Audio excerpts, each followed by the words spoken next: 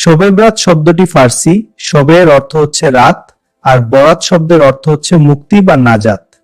আল্লাহ তাআলা বলেন, আমি কুরআন অবতীর্ণ করেছি এক বরকতময় রাতে। সূরা আদ-দুখান ৩। অনেক মুফাসসির বলেন, এই বরকতে রাতের একটি অর্থ শবে বারাত, যেখানে বান্দার জন্য আল্লাহর রহমত বিশেষভাবে নাজিল হয়। রাসূলুল্লাহ বলেছেন, শাবান মাসের মধ্যরাতে আল্লাহ তার সৃষ্টির প্রতি দৃষ্টি দেন এবং মুশরিক ও হিংসাকারী ছাড়া সবাইকে ক্ষমা করে দেন। ইবনে মাজাহ। ক্ষমার দরজা খোলা থাকে, কিন্তু শিরক ও হিংসাকারীর ক্ষমার পথে বাধা থাকে। শবে বরাতের তাৎপর্য এবং গুরুত্ব হচ্ছে গুনাহ থেকে মুক্তির রাত। এই রাতে অতীতের গুনাহ মাফের সুযোগ থাকে। আল্লাহর কাছে ফিরে আসার শ্রেষ্ঠ সময়। বান্দা আল্লাহর কাছে যা চাইবেন, আল্লাহ তা দিতে প্রস্তুত থাকেন। তাকদীর লিখনের রাত। অনেক আলেমের মতে, আবার অনেক আলেমগণ বলেন, এক বছরের রিজিক তৈরি করেন, জীবন, মৃত্যু, বিপদ, আপদ। এই রাতে ফেরেশতাদের নিকট হস্তান্তর করা হয়।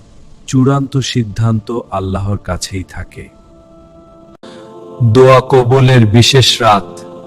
এই রাতে কান্না ভেজা দোয়া, নিঃশব্দ তওবা আল্লাহ বিশেষভাবে কবুল করেন। সম্পর্ক শুদ্ধ করার রাত। যাদের জন্য ক্ষমা আটকে যায়, তারা হলো হিংসাকারী, বিদ্বেষ পোষণকারী। শবে বরাত আমাদের যা শেখায়, আগে নিজের মন পরিষ্কার করো, তারপর আল্লাহর কাছে ক্ষমা চাও। শবে বরাতে কি কি আমল করবেন? বেশি বেশি নফল নামাজ পড়বেন, সমন নিয়ে কুরআন তিলাওয়াত করবেন, ইস্তেগফার করবেন, দরুদ শরীফ পাঠ করবেন, নিজের ও উম্মাহর জন্য দোয়া চাইবেন, হিংসা বিদ্বেষ থেকে তওবা করবেন। আতশবাজি, অপচয়, শিরকি কাজ থেকে দূরে থাকার চেষ্টা করবেন। শবে বরাত মানে শুধু জেগে থাকা নয়, আল্লাহর কাছে ফিরে আসার রাত।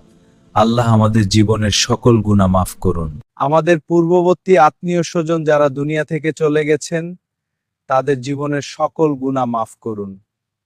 আর যারা দুনিয়াতে এখনো জীবিত আছে, তাদেরকে আপনার রাস্তায় চলার তৌফিক দান করুন।